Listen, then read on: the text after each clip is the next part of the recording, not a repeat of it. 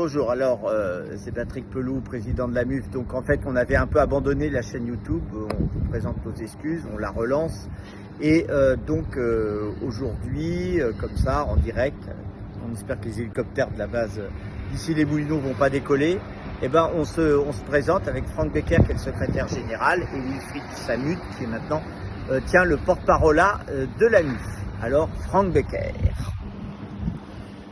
Bon, Franck Becker, donc depuis un an en charge du secrétaire général de la MUF, praticien hospitalier aux urgences de Rodez dans l'Aveyron et également à Decazeville en temps partagé depuis 25 ans. On a commencé à reprendre le site, à reprendre tout ce qui est technique. Ça, maintenant, ça roule. C'est pour ça qu'on peut pouvoir maintenant aussi communiquer sur les réseaux sociaux. Donc en commençant par notre petit enregistrement pour YouTube. Aujourd'hui, on reprend également les bases puisqu'on souhaiterait que nos jeunes s'investissent parce qu'on a besoin d'un avenir. Yes. Et Wilfried Samut, le porte-parole. Wilfried Samut, praticien hospitalier depuis 2003 au SAMU-SMUR de l'hôpital André Mignot depuis 31 ans.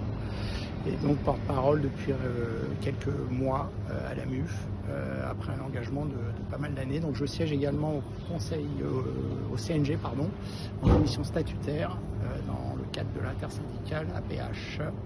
Voilà.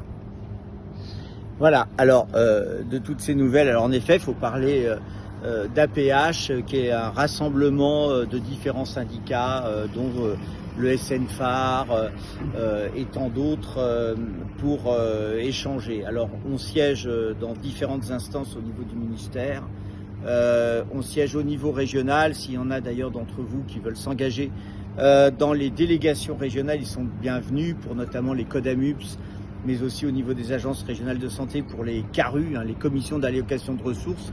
C'est l'argent qui est distribué et redistribué, donc c'est hyper important.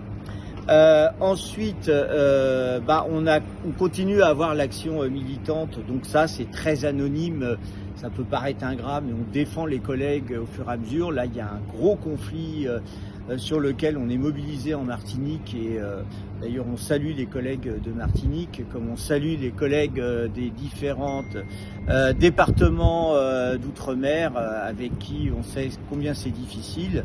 Et on a des objectifs là, évidemment, par rapport à la campagne présidentielle, de faire valoir justement l'importance de l'urgence. Alors c'est exact, ça ne vous aura pas échappé, on n'est pas tout à fait d'accord avec l'évolution des services d'accès aux soins qui est devenu le SAMU, parce qu'on a l'impression que ça a été un peu dévoyé de la cause de la médecine d'urgence. Donc il y a débat.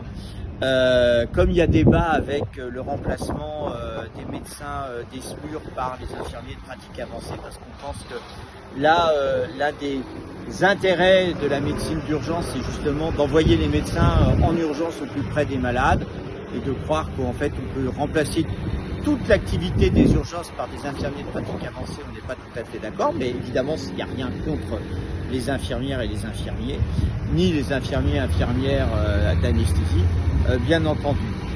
Enfin, évidemment, il y a le problème des moyens pour l'hôpital public. Vous savez que ça a toujours été la grande défense de la MUF, le service public. Et là, évidemment, on veut absolument inverser les fermetures de lits, les regroupements, notamment de plateformes de régulation, de manière à avoir toujours une médecine d'urgence qui est au plus près des malades. Voilà, et écoutez, rejoignez-nous parce qu'on a besoin de tout le monde en fait. Ciao.